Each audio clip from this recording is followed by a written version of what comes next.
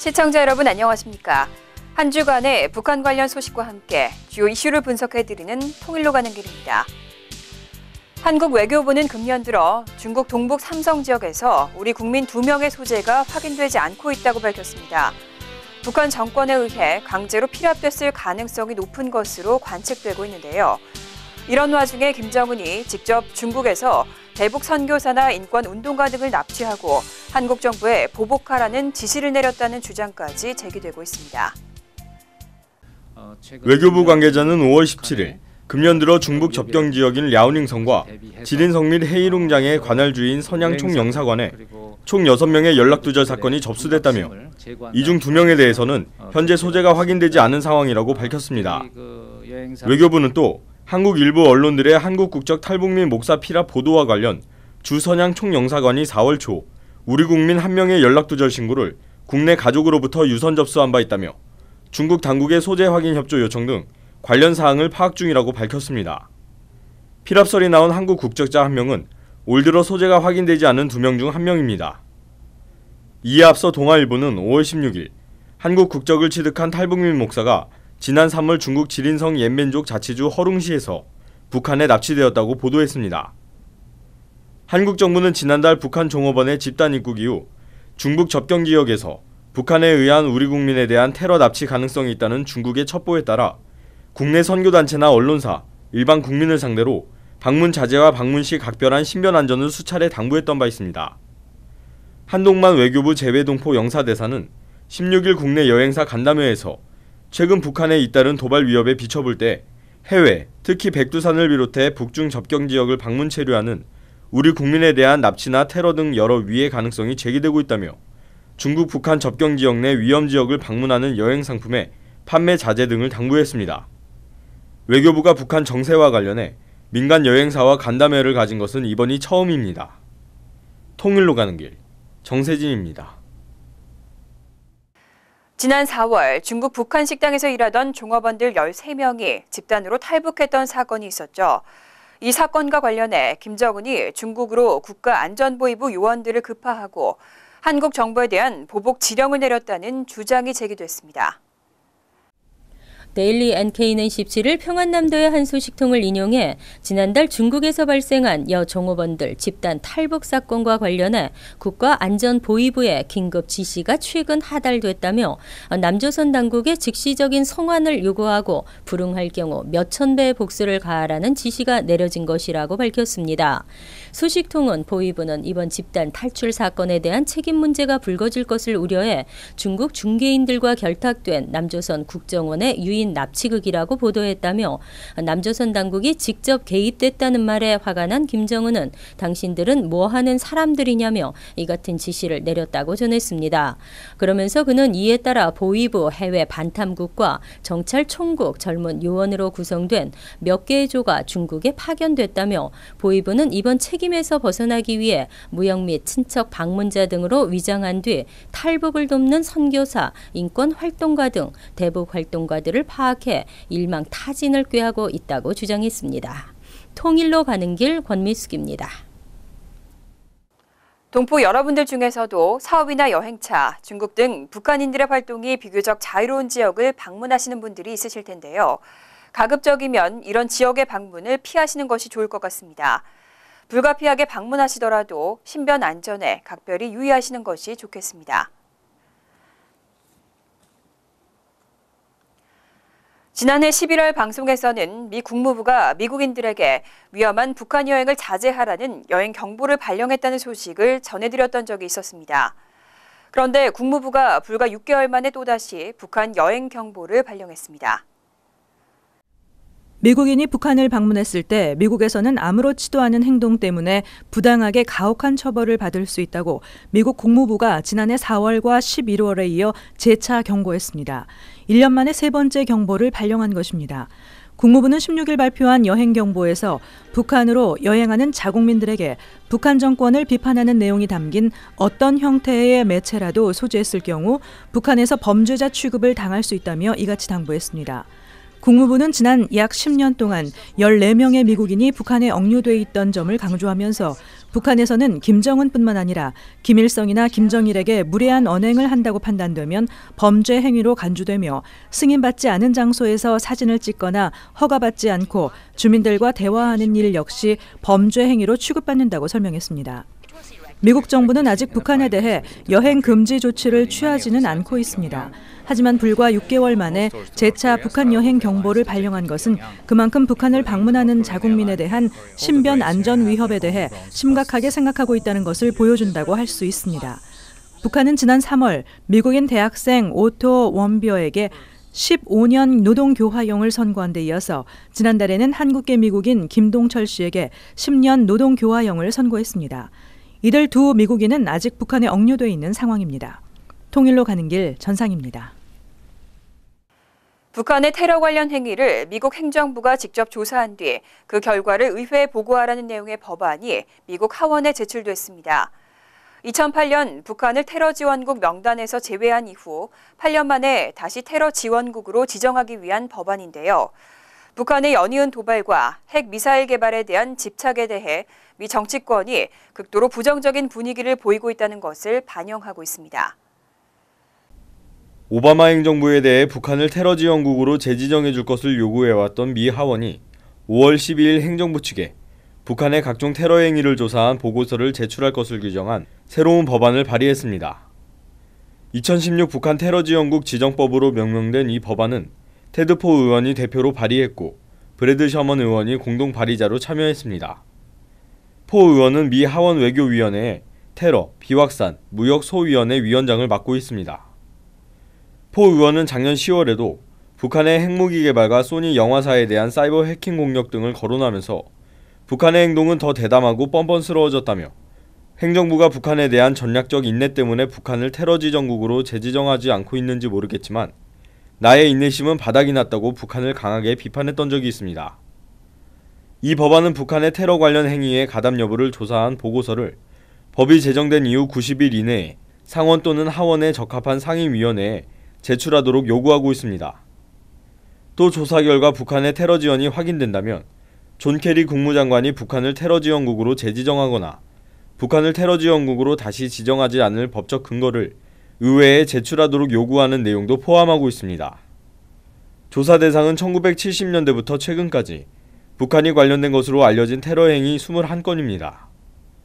일본 민항기 납치 사건과 관련한 일본 적군파 조직원 보호부터 하마스와 헤즈볼라 등 국제 테러 조직에 대한 지원 의혹, 소니 영화사에 대한 해킹, 그리고 한국 정부기관에 대한 사이버 공격 의혹 등이 포함되었습니다. 미 국무부는 지난 2008년 북미 간 핵 프로그램 검증 합의 직후 북한을 테러 지원국 명단에서 제외했던 바 있습니다. 통일로 가는 길, 정세진입니다.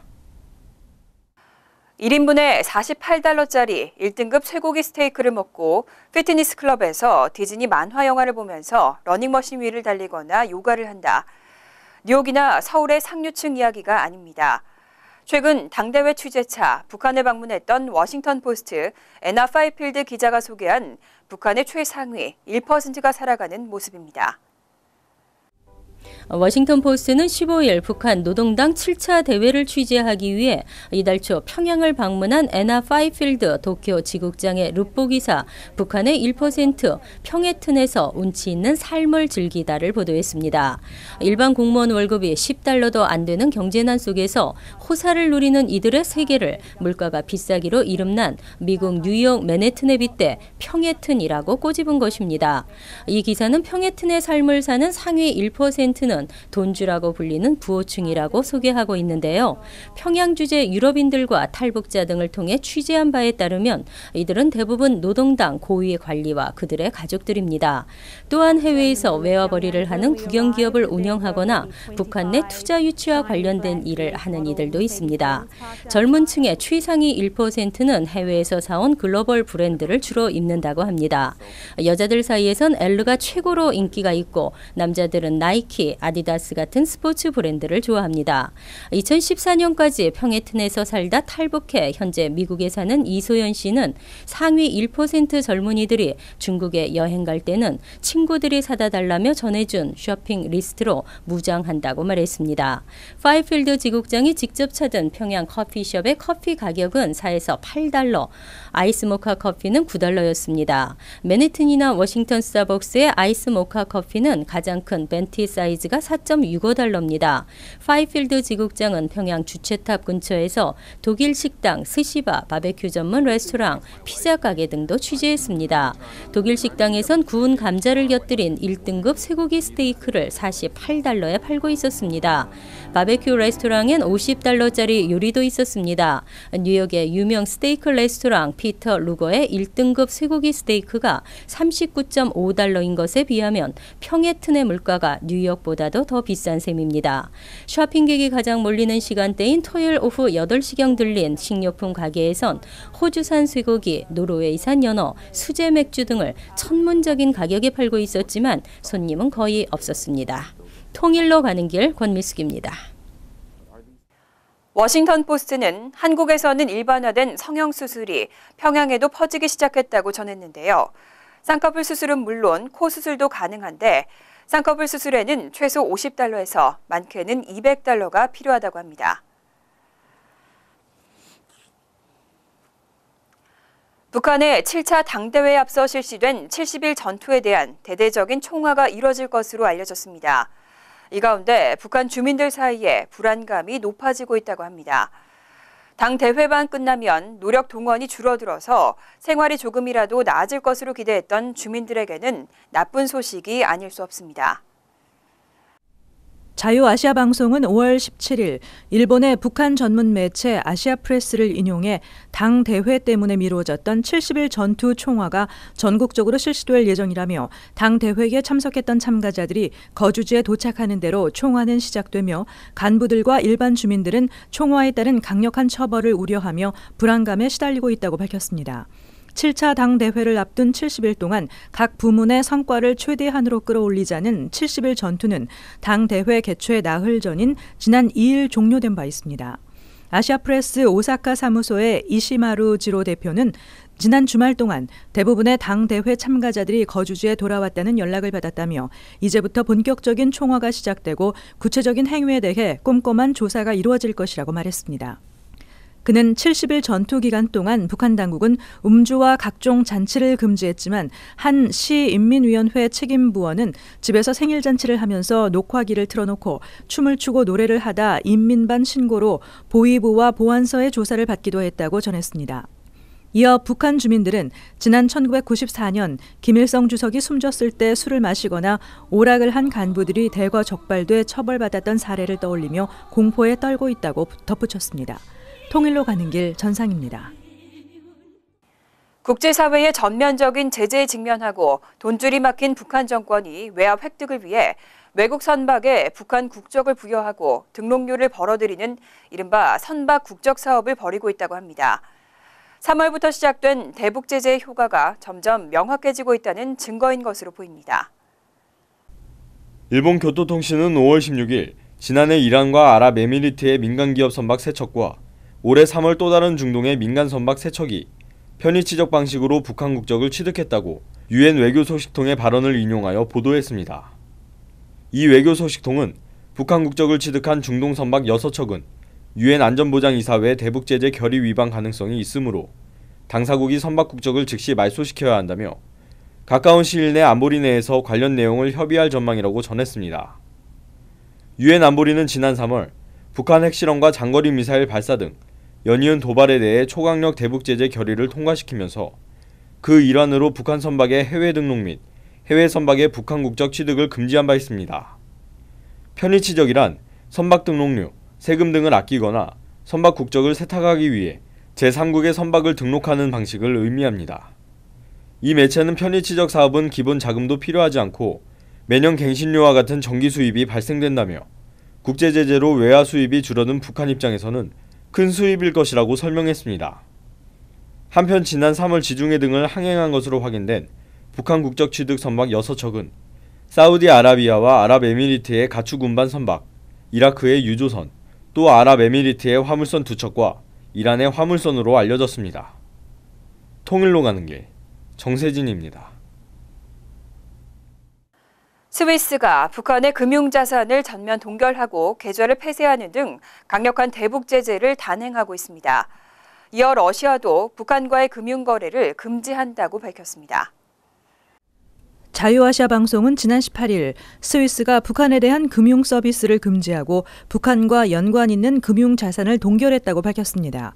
따라서 노동당을 포함한 북한 당국은 스위스 은행 등을 통해 직간접적으로 소유한 예금 등 자산은 인출이 불가능해집니다. 또 스위스 은행은 북한 내 지점이나 자회사 등을 새로 개설할 수 없고 기존 은행 지점이나 계좌도 다음 달 2일까지 폐쇄하도록 했습니다. 스위스 내 북한은행 역시 지점과 계좌를 없애야 합니다. 수출 금지 품목도 사치품 등으로 대폭 확대했습니다.